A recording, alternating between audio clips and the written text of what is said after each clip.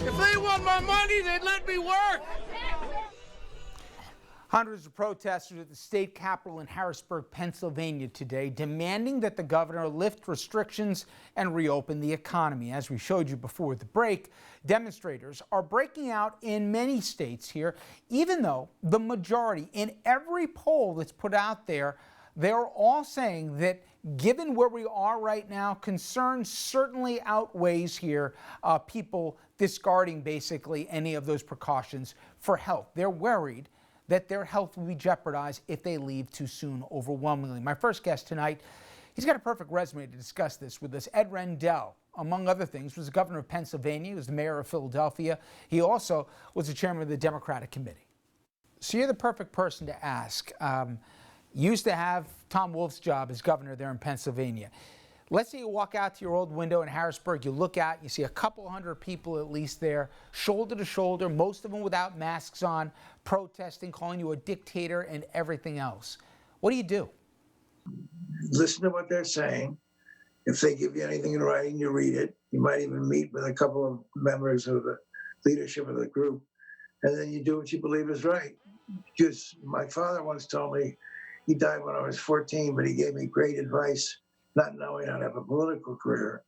He told me, look, the most popular president in my lifetime, he said, was FDR, and 30% of the American people hated his guts. So you have to decide what you think is best for 100% of the people. And Governor Wolf has certainly made the right decision for what's best for the most Pennsylvanians, and that's to stay shut. We're not out of the woods in Pennsylvania yet. So I think Governor Wolf is doing the right thing. Okay, Governor, further complicating this, of course, is the President of the United States. He's out there supporting people with protesting, going against state guidelines, even though he said it would be up to the governors.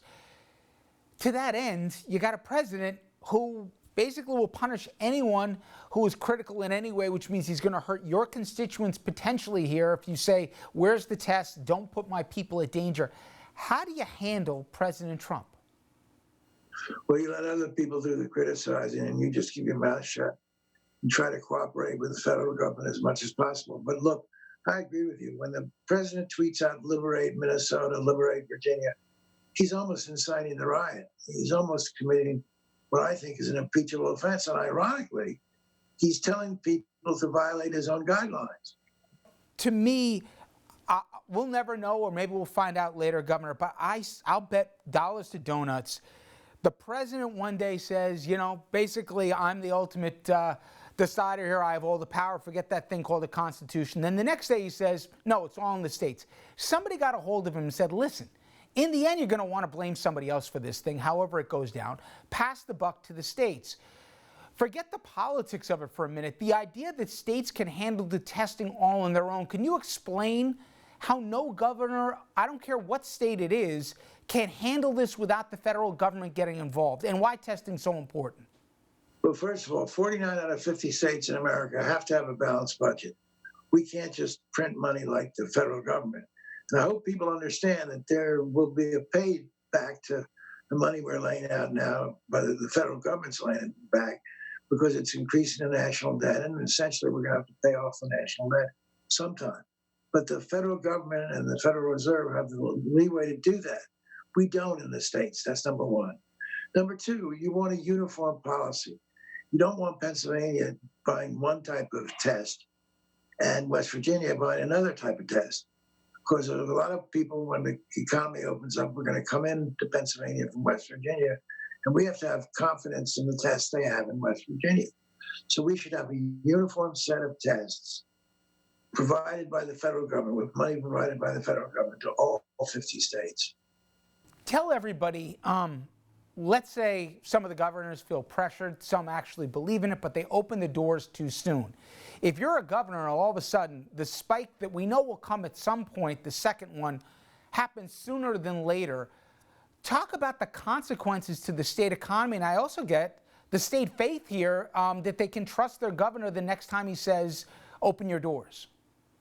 Well, first of all, understand that I think the economy has to come second to human life. Preserving human life, and it's not just people in their 60s and 70s and 80s who are dying. There are 30-year-old nurses and 28-year-old young doctors and 32-year-old meat packers. They're dying too. So we can't afford to say, well, we've got to juice up the economy, so we're going to let people die. We can't do that. That's immoral in my judgment.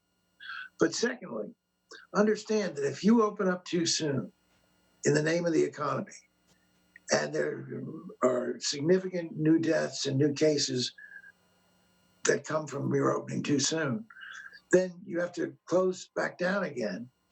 And the economy will be much worse off when you eventually reopen 2 or 3 months down the line. We're better off if we care about the economy. Let's get everybody safe. Let's get testing done adequately. And then let's open up so we minimize the chances of having to go back and do it all over again and impose the same conditions all over again. Because if we do that, I'm not sure the economy ever recovers. So I think the governors who are doing this and the president are playing Russian roulette with the economy itself. Great perspective as always, Governor. I so appreciate the time. Thank you so much. My pleasure, guys. All right, let's bring Andrew back in to discuss these protests. Andrew, they're not happening organically, are they? They're really not, Rich. And all you have to do, first of all, is just look at the video, and you can see Trump banners, and you don't see a lot of Joe Biden banners in there. That gives you some hint that these are being astroturfed and being paid for by conservative groups. We'll get to that in a second, but they're certainly being cheered on by the folks on Fox News. We trust our leaders until they push their luck. And what happened was you had a governor micromanaging in kind of an arbitrary fashion. I mean, the protests aren't about staying at home. They're more about the arbitrary micromanagement. There's now this sense, I've been doing what you've asked me to do. Now I want to be treated like an adult with common sense, that I can go out and responsibly reopen my business or responsibly go out into public. And so you're seeing these protests and the call to liberate these states. We also know that Alex Jones was, as Rich, you mentioned, either instigating or at least participating in the rally in Austin yesterday. Betsy DeVos's political group, she has deep political connections in her home state of Michigan. Her group is reportedly behind the protest in Michigan and perhaps some protests in some other Midwestern states. So it gives you some idea that it's just like we've seen with the Tea Party and with other political movements. This is a political movement happening at these state capitals. You know, I kept thinking to Mardi Gras, okay, and how we know from both the mayor of New Orleans and the governor of Louisiana how that was a breeding ground. But we're now middle of April, Andrew. We know better than they did a couple months ago or a month ago. And I'm seeing Alex Jones, shaking hands and backslapping and all the rest where this is there. And the president using the same language of liberate. The irresponsibility of it and the danger of this. Plus we showed the polls. You looked at it. Yeah. Yes, you showed 33% are very worried. But when you mention other people that are somewhat worried, it's about 2/3 of the public, including a plurality of Republicans, who are concerned about going out too soon. They are, and of course there's all sorts of problems if they open up too soon and either A, people don't come out to the businesses, in which case you're not getting the boost to the economy that you were hoping you would get in the first place. But the more serious concern is that the spread of the virus picks up again and you wind up having to play catch up in some of these states. And every expert we've talked to says if you have to close things down twice, that second time is going to be a lot worse than the first time. And by the way, when we showed Alex Jones, that was among the list of demerits as a human being he has. He was the guy who said that Sandy Hook, where all those kids were killed, that was all a fake story that was created with child actors. I'm not even going to get into it. But there's also people, Andrew, walking around with rifles and all the rest. Somehow this turned into a Second Amendment issue, even for Republican governors that are trying to maintain safety in their states, like in Ohio, et cetera, right now. This was such a fraud, what went down here today. I think the guns, to me, are another one of those examples that this was not hey, we're trapped at home and we think the governor has made the wrong decision. These are political movements. They're designed to galvanize the conservative right and the activist right and the populist right. And the president owns everything you saw there. He used the words of Fox. He talked about liberate. He defended it again when pressed on it yesterday. So God forbid something comes out of it.